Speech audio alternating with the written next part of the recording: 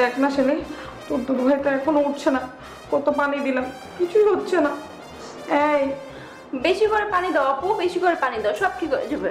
বেশি করে পানি দিচ্ছি তো। এই দেখ তো কে জানি ফোন দিচ্ছে, ফোনটা দে। বাড়িওয়ালা চাচা। বাড়িওয়ালা চাচা?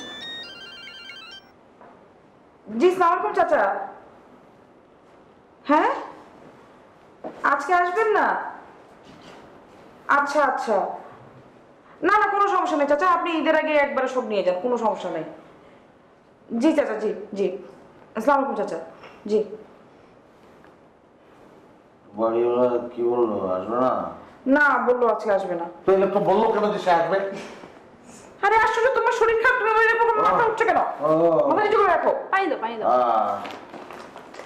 এত করে বললাম যে একটু ডাক্তারটা দেখাও, এই রোগের চিকিৎসা করো, না তুমি বললে সব মিডল ক্লাস মানুষের নাকি এই একই রোগ থাকে এবং এই রোগের কোনো চিকিৎসা নেই, তো ভোগো এখন এই রোগ নিয়ে যন্ত্রণা, দুদিন পর পর খালি অজ্ঞান হয়ে যাবে আর টেনশন করবো আমি। এই শালি তো দুর্গের মাথায় পানি ঢালতো, আমি শরবত নিয়ে আসি।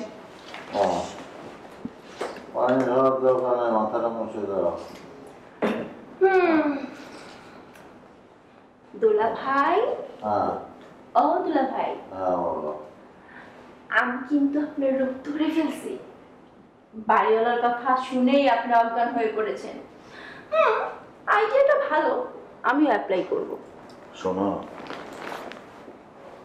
ভুলেও তোমার আপাকে এই কথাটা বলতে যেও না, তাহলে আমি সত্যি সত্যি জ্ঞান হারাবো এবং সেই জ্ঞান কোনোদিনই ফিরবে না।